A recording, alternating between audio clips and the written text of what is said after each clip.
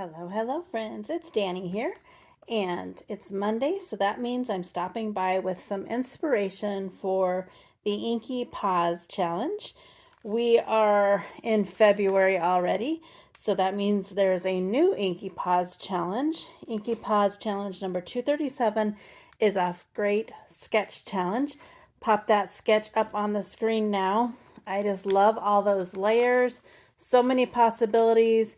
You can use any of your Newton's Nook stamps with it, and come on over and enter the challenge.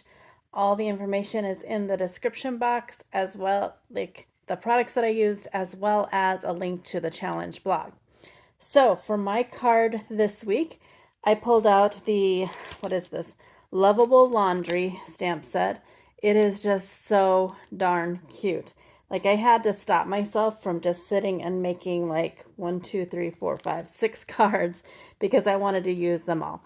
But I did just make one today. I'm sure I will revisit this at some time.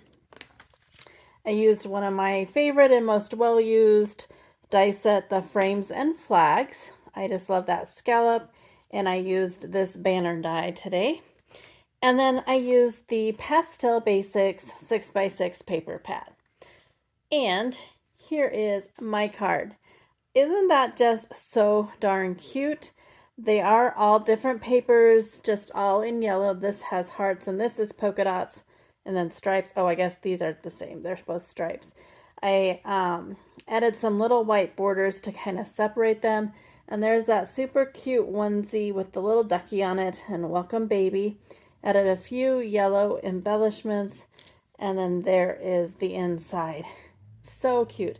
That stamp set is adorable. There's one that has bibs on it too that I hope to use soon as well. Super cute if you need a baby card.